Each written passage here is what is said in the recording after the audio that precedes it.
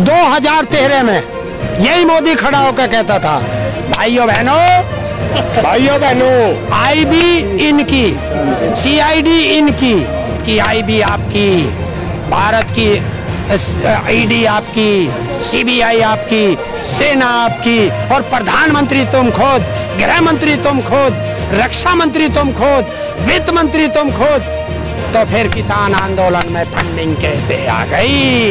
ये भारत का किसान पूछता है। देश बचा लो मौका है, बीजेपी एक धोखा है।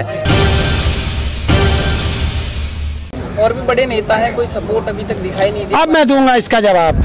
2013 में यही मोदी खड़ा होकर कहता था, भाइयों बहनों आईबी इनकी, सीआईडी इनकी, रिजर्व बैंक इनका, देश की सारी एजेंसी इनकी, भारत की सीमाएं भारत के प्रधानमंत्री और रक्षा मंत्री के अंडर में, गृह मंत्री के अंडर में। फिर यहाँ पे काला धन आ कैसे गया, फंडिंग कैसे आ गई, हवाला का पैसा कैसे आ गया? तो आज मैं भी पूछता हूँ, मोदी जी, भारत की आईबी आपकी, भारत की ईडी आपकी, सीबीआई आपकी, सेना आपकी, और प्रधानमंत्री तुम खुद, गृह मंत्री तुम खुद, रक्षा मंत्री तुम खुद, वित्त मंत्री तुम खुद, तो फिर किसान आंदोलन में फंडिंग कैसे आ गई? ये भारत का किसान पूछता है। नहीं, एक और सुनो, जब ये सत्ता में है, सारी बात है, ये कुछ भी कर सकता है। जब ये गुजरात का मुख्यमंत्री था 2012 में, इसे एक समिति का अध्यक्ष बनाया और इसने खुद एमएसपी को गारंटीड करने की मांग करी थी। आज क्यों नहीं करता? दोगली बात नहीं चलेगी। यू दोगला आदमी है, यू किसी का नहीं है। यू अगर किसी का हो सके, यू किसी का नहीं है। जो कहना अपने घर का नहीं हो, हमारा कहाँ तो हो जाएगा। बस कहते तो है समाज के लिए सब छोड़ रखा है। नहीं, समाज के लिए नहीं छोड़ रखा, समाज के लिए नहीं छोड़ रखा, अपने लिए छोड़ रखा, अपने लिए छोड़ रखा। दाढ़ी पे भी धोला रंग करवाओ, अपने लिए छोड़ रखा। जितना महंगा सूट यू प्रधानमंत्री पहने, कोई नहीं पहन सकता। सरकार इससे पहले भी हुई, प्रधानमंत्री इससे पहले भी हुए, इतना फैशनेबल प्रधानमंत्री कोई हुआ ही नहीं। ये तो बड़ा खराब आदमी है भाई, इससे फालतू कुछ कहा नहीं जा सकता। क्या लग रहा है, क्या आगे की क्या रणनीति रहने वाली, और क्या लग रहा है इसमें? देखिए, आंदोलन तेज होगा। राकेश टिकैत ने भी कहा 35 महीने अभी है, हमें 4 साल बाद ही कुछ परिणाम निकलेगा। देखिए, मैं तो फिर आपसे भी कहता हूँ, आंदोलन है, आंदोलन करेंगे, शांतिपूर्वक करेंगे। देश की जनता जुड़ती जा रही है। देखिए, तुम कहते हो कि वो जीत जाएंगे, मैं तुम्हें उसका उदाहरण देता हूँ। भारत का स्टूडेंट जब रोजगार मांगता है तो वो सड़कों पे पिटता है, तो वो पिट के वोट दे देगा इन्हें? जिन्हें अपने इस कोरोना काल में अपने बुजुर्गों की, अपने बेटों की, अपने परिवार की, अपने दोस्तों की लाश अपने कंधे पे ढोई हो, क्या वो वोट देगा? जो दर दर ऑक्सीजन के लिए भटका है, क्या वो वोट देगा? क्या ये किसान जो 9 महीने से यहाँ बॉर्डर पे पड़ा है, क्या वो वोट देगा? क्या ये किसान इतना गद्दार निकल जाएगा कि 600 किसानों की शहादत हो गई, उसे भूल जाएगा? तो ये इनको इस बार मार्च का महीना होगा, 2022 होगा, और योगी अपने पुराने धंधे पे मठ में घंटा बजाता होगा। ये लिख लेना। क्या जिला पंचायत में जीते, जब तेरा घर ढवा दिया जाएगा, तेरे बेटे का अपहरण कर लिया जाएगा, हैं? और जब तेरे कनपट्टी पे एसपी रिवाल्वर लगा देगा तो तू क्या करेगा? अरे जहां तू बैठा है इस गाजियाबाद में, बीजेपी के दो जीते और जिला पंचायत अध्यक्ष निर्विरोध। सदस्य तो इनके आ रहे ना, सदस्य बीजेपी के सारे आ रहे। ये तो सत्ता का दुरुपयोग करके, पैसे का उपयोग करके ये जो है अपने अध्यक्ष बना के जनता वोट देगी ना। जब वोट देती है जनता, 4 आदमियों को अरेंजमेंट कर सकते हो तुम, 40 लाख को नहीं कर सकते, 23 करोड़ को नहीं कर सकते, तो वो तो आएगी। बंगाल में पूरा तंत्र लगा लिया उन्होंने, पूरा पैसा लगा लिया, जितने इनके संसाधन थे सब लगा लिए, क्योंकि इनका तो पेड़ है, सब कुछ वहाँ भेज दिया सब, फिर भी हार गए। इनके पास तो एवी में ना, क्या देखिए, उत्तर प्रदेश का किसान है और कान से लंबी लाठी रखता है, और उस पर तेल लगना शुरू हो गया तो ईवीएम के उस पर बैठेगा लठ लेके, ईवीएम बदलने नहीं देगा ये किसान।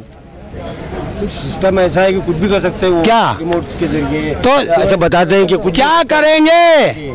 अगर रिमोट से ये बदलते तो दिल्ली में केजरीवाल मुख्यमंत्री नहीं होता, अगर ये बदलते तो बीजू वो नवीन पटनायक मुख्यमंत्री नहीं होता, अगर ये बदलते दिखाने के लिए ना कि हम जो देश हम चलाएंगे, केजरीवाल जी दिल्ली आप चला लेना, ये तो बंटवारा है ये। अच्छा। जी ऐसा बोला ऐसे भी कर लेते, ममता से क्यों ना करा, ममता से क्यों नहीं करा।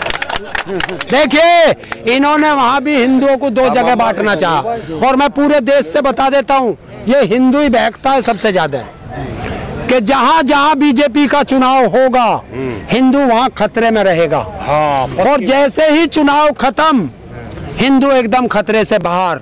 तो जब अपने आप को खतरे से बाहर रखना है तो इस बीजेपी को भगा दो, देश बचा लो मौका है, बीजेपी एक धोखा है, इस पे चुनाव पे काम करेंगे। नहीं पाएंगे क्या इस सरकार को, लगता नहीं है कि यहाँ कुछ जादू करने हैं क्या ये ऐसी विचारधारा की सरकार है, ये सुधरने वाली नहीं। इसका तो जन्म ही जो है जब इनका आरएसएस का गठन हुआ तब से ये सुधरने का नाम नहीं ले रहे। इन्होंने देश का बंटवारा करा, वो आरएसएस सिंह बोल के शांति बना, इन्होंने देश का बंटवारा करा। हिंदुस्तान और पाकिस्तान और ये बांग्लादेश जो है इस आरएसएस की मेहरबानी है, इसकी विचारधारा की। इन्होंने अंग्रेजों से मिले, आज़ादी की लड़ाई में भी इन्होंने उनकी मुखबरी करी, उनसे जेलों से माफ़ी मांग मांग के आगे, और जो है आम किसान का जो है, आम मजदूर का, आम हिंदुस्तानी का जो है तब से ये विरोध करते आ रहे। जब जब इन्हें मौका मिला, इस विचारधारा को मौका मिला था 1977 में जेपी आंदोलन तय देश में सरकार बदली थी, और कब्जा इस आरएसएस विचारधारा ने कर लिया था। 2.5 साल के शासन में 1977 तक 1979 तक 2.5 साल में जो है इन्होंने देश को बर्बाद कर दिया था, किसान को, मजदूर को।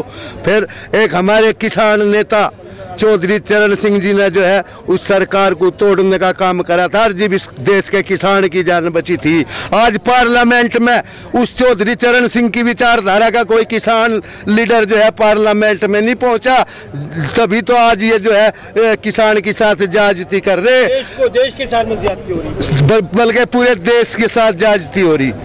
एक चीज और कहूँगा, आपने कहा था, इनसे एक सवाल किया था, मैं तो भूल गया था, चलो तो भूल। मैं एक बताता हूँ, सरकार कुछ जो ठीक करे जा वो वोट की चोट से ठीक करे जा, उसका और कोई वो नहीं है हम इनके साथ, क्योंकि सरकार के 100 हाथ हों, बस सिर्फ हमारे पास देश की जनता पे वोट की चोट हो, उसके डर में ये कुछ मान जा नहीं है, मानने नहीं। हाँ, एक चीज आपने कहा था इस पत्रकार महोदय ने कि ये सुधर नहीं सकते। देखिए कुत्ते की पूंछ 12 साल नलकी में रखी थी, और जब नलकी से निकाली तो तिरछी की तिरछी निकली थी, तो ये तो वो कुत्ते की पूंछ है, ये नहीं सुधरेंगे। बहुत बहुत धन्यवाद आमना सामना मीडिया से बात करने के लिए आप सभी किसान भाइयों का। और यहाँ पर मैं देश के उन भक्तों को ये कहना चाहूँगा, सरकार को ये कहना चाहूँगा, और देशवासियों को कहना चाहूँगा, ये किसान जो है सीधे हैं, शरीफ है, लेकिन मूर्ख नहीं है। ये जानते हैं अच्छी तरह से देश को किस तरह से चलाना है, देश पर गहरी नज़र रखते हैं ये। और सरकार को चाहिए कि जो ये किसानों ने संसद लगाई है यहाँ पर, और संसद लगाने का ऐलान किया है, वो संसद को खाली करे और असल जो संसद है वो किसानों को सौंप दे। ये सरकार जब ये देश चलेगा, तरक्की करेगा, विकास करेगा, ये तो सारे आपके वादे और आपके विकास सारे झूठे हैं, मकरो फरेब है, झूठ का प्रोपेगेंडा है। इस सरकार को समझना चाहिए और उन भक्तों को भी समझना चाहिए। आमना सामना मीडिया और शाप टीवी से बात करने के लिए आप सभी का बहुत बहुत शुक्रिया, धन्यवाद। और मैं कैमरा पर्सन शाप सिद्दीकी के साथ राशिद अजीम, आपका दोस्त, आपका भाई, बहुत बहुत शुक्रिया। जय हिंद, धन्यवाद, जय भारत। किसान यूनियन जिंदाबाद, किसान यूनियन जिंदाबाद, आकाश टिकट जिंदाबाद, जिंदाबाद। लेकिन हाजी